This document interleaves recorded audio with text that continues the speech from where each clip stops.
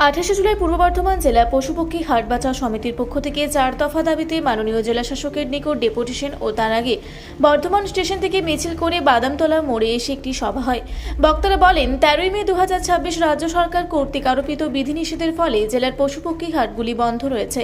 হাটগুলির সাথে প্রত্যক্ষ পরোক্ষভাবে হাজার হাজার পরিবার বেরোজগারি হয়ে তাদের জীবন জীবিকা কার্যত স্তব্ধ হয়ে গেছে।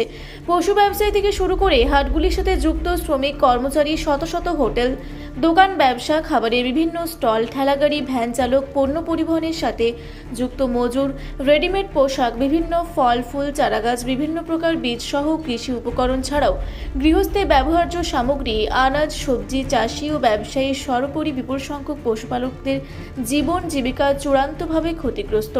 এক কথায় গ্রামীণ অর্থনীতি আজ সম্পূর্ণরূপে বিপর্যস্ত হয়ে পড়েছে। পূর্ব বর্ধমান জেলার বিপুল সংখ্যক গ্রামীণ প্রান্তিক গরিব খেটে খাওয়া সংখ্যাগরিষ্ঠ মানুষের জীবন জীবিকার বিষয়টি সহানুভূতির সাথে বিবেচনা করা এবং জেলার পশুপক্ষী হাটগুলিকে সচল করে তুলতে প্রশাসনের হস্তক্ষেপে দাবি করা হয়। পূর্ব বর্ধমান জেলা পশুপক্ষী হাট বাঁচাও সমিতির পক্ষ থেকে দাবি করা হয়, রাজ্য সরকার কর্তৃক আরোপিত নয়া বিধি অবিলম্বে প্রত্যাহার পরিমার্জন করতে হবে। পশু আমদানি রপ্তানির ক্ষেত্রে ব্যবসায়ীদের মধ্যে আতঙ্ক দূর করে পথে নিরাপত্তার দায়িত্ব প্রশাসনকে সুনিশ্চিত করতে হবে। হাট সংলগ্ন জনবহুল এলাকায় প্রশাসনের পক্ষ থেকে হাট সচল করতে মাইকিংয়ের ব্যবস্থা করতে হবে। হাটগুলি দ্রুত খোলার ব্যবস্থা করতে হবে। এই কর্মসূচিতে নেতৃত্ব দেন দিলীপ কুণ্ডু, আবু এল সুশাহানা মণ্ডল, অশোক চক্রবর্তী, মানিক মণ্ডল প্রমুখ নেতৃবৃন্দ।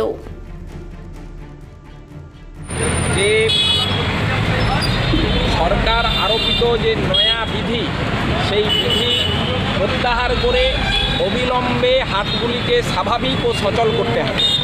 এটা হলো আমাদের প্রথম দাবি। দ্বিতীয় দাবি হচ্ছে, ব্যবসায়ীদের মধ্যে যে আতঙ্ক সৃষ্টি হয়েছে, সেক্ষেত্রে তাদের মধ্যে মনের আতঙ্ক দূর করে পথের নিরাপত্তার দায়িত্ব, পশু চলাচলের জন্য, আমদানি রপ্তানির জন্য নিরাপত্তার দায়িত্ব প্রশাসনকে সম্পূর্ণভাবে নিতে হবে। আমাদের তৃতীয় দাবি হচ্ছে, এসআইআরের কাজকর্ম চলছে, এই অজুহাতে নির্বাচনের কয়েক মাস আগে থেকে লাইসেন্স নবীকরণ হচ্ছে না, লাইসেন্সগুলো পুনর্নবীকরণ হচ্ছে না।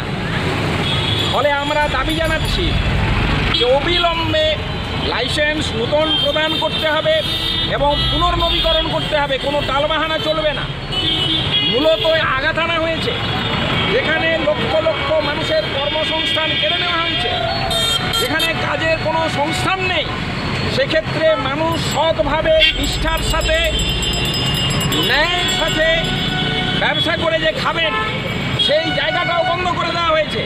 একটা হাটের সাথে লক্ষ লক্ষ মানুষের জীবন জীবিকা যুক্ত, সেখানে যারা হাট মালিক, ব্যবসাদার শুধু নয়, সেই হাটের সাথে যুক্ত হোটেল ব্যবসা, রেস্তোরাঁ, ঠেলাগাড়ি, পণ্য পরিচালনার সাথে যুক্ত যে মজুর, রেডিমেড পোশাক বিক্রেতা, বিভিন্ন ফল ফুল বিক্রেতা, চারাগাছ বিক্রেতা, রাসায়নিক সার বিক্রেতা, এই যে অসংখ্য মানুষ এই হাটের সাথে যুক্ত, তাদের জীবন জীবিকা কেড়ে নেওয়া হয়েছে। এক কথায় শ্রমজীবী, মেহনতি, খেটে খাওয়া মানুষের বিরুদ্ধে একটা যুদ্ধ ঘোষণা করা হয়েছে। আমরা দাবি করছি, অবিলম্বে হাট সচল এবং স্বাভাবিক করে হাটগুলিকে পুনরুজ্জীবিত করতে হবে, খোলার ব্যবস্থা করতে হবে। হাটগুলোতে গরু ছাগল ছায়াতে রাখা এবং খাবার দাবার না, সবই তো ছায়াতে রাখা হয়। যেগুলো নিয়ে ব্যবসা করে খাবো, তাদের কি যেমন তেমন করে রেখে দেওয়া যায়?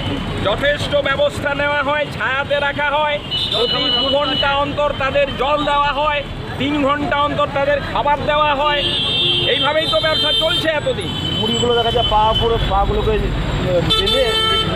কোথাও নেই। ছবি দেখাবেন, 76 বছর ধরে ব্যবসা করে হাটগুলো চলছে, একটা কোথাও ঘটনা দেখাতে পারবেন যেখানে পশু আমদানি রপ্তানি চলাচল করার ক্ষেত্রে, ট্রান্সপোর্টিংয়ের ক্ষেত্রে 2, 5টা 10টা পশু মারা গেছে, গরু মারা গেছে, একটা ঘটনা দেখাতে পারবেন?